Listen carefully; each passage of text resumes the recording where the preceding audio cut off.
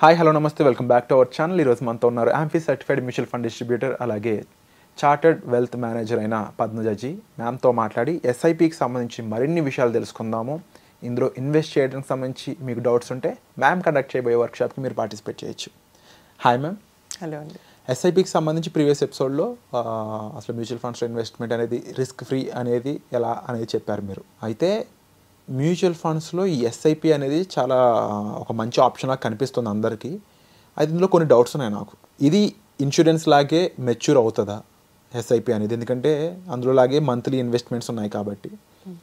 ఈ ఎస్ఐపి అనేది మధ్యలో డబ్బులు తీసుకోవాలి అనిపిస్తే ఏంటి పరిస్థితి? ఎంతవరకు కట్ అయ్యి మనకు డబ్బులు వస్తాయి? ఎంత పర్సెంటేజ్ కట్ అవుతుంది?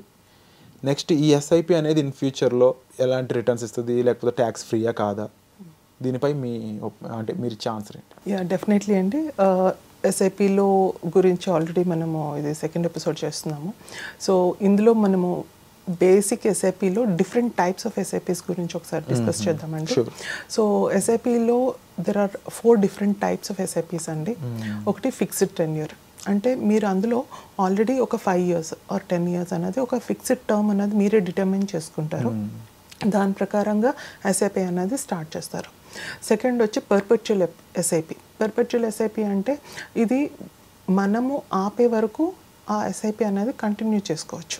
So this is another way of doing SIP. And ఇంకొక ఎస్ఐపి వచ్చి టాపప్ ఎస్ఐపి. టాపప్ ఎస్ఐపి అంటే ఫర్ సపోజ్ ఈరోజు మీరు ఒక 5,000 ఇన్వెస్ట్ చేస్తున్నారు. ఓకే, సో మీ శాలరీ కూడా పెరుగుతూ ఉంటుంది every month, every year.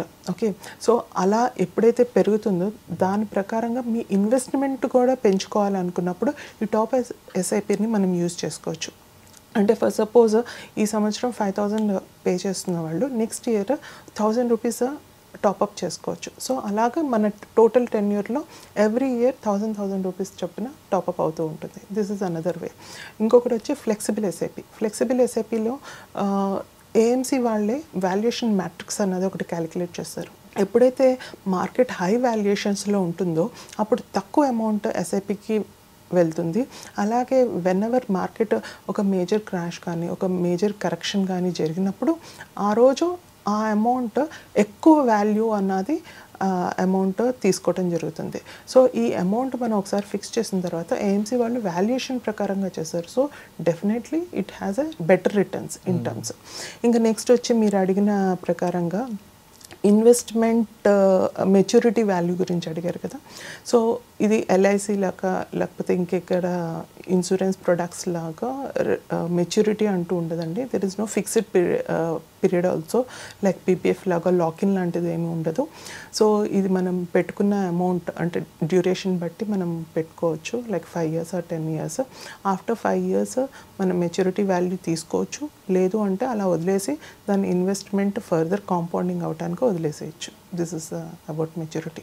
So tax free అనేది ట్యాక్స్ అన్నది definitely it will be taxed. Okay, ఇప్పుడు ఎప్పుడైతే మనం రిడమ్షన్ చేస్తామో అందులో నుంచి తీసుకుంటామో ఓన్లీ క్యాపిటల్ ప్రిన్సిపల్ మీద కాకుండా ఓన్లీ క్యాపిటల్ గెయిన్ ఏదైతే మనము సంపాదిస్తామో దాని మీద ఇప్పుడు ప్రజెంట్ రేట్ ఆఫ్ రిటర్న్ ప్రకారంగా 12.5% అన్నది for the long term tax అయితే పడుతుంది.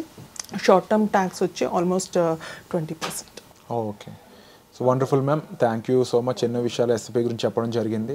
సో ఎస్ఐపి ద్వారా ఇన్వెస్ట్మెంట్ చేసి మీరు ఒక మంచి రిటర్న్స్ సంపాదిద్దాము, అది ఎంత టెన్యూర్లో సంపాదించవచ్చు, మీ గోల్స్ ఏమేమి ఉన్నాయి, ఇల్లు కొనుక్కోవడం కోసం ఎస్ఐపి చేద్దామా, ఇన్వెస్ట్మెంట్ దేనికోసం చేద్దామనే దానిపై మీరు క్లారిటీ రావాలి, ఒక విషయం తెలుసుకోవాలనుకున్నట్లయితే మ్యామ్ కండక్ట్ చేయబోయే వర్క్షాప్కి మీరు పార్టిసిపేట్ చేయొచ్చు. ఈ వర్క్షాప్లో మీరు పార్టిసిపేట్ చేయాలనుకున్నట్లయితే డిస్ప్లే అవుతున్న నెంబర్స్ కాల్ చేసి మీరు ఇమీడియట్గా ఎన్రోల్ చేసుకోవచ్చు. దీనికి సంబంధించిన పూర్తి వివరాలు కూడా మీకు ఈ ఫోన్ నెంబర్ కాల్ చేస్తే చెప్తారు. Thank you so much.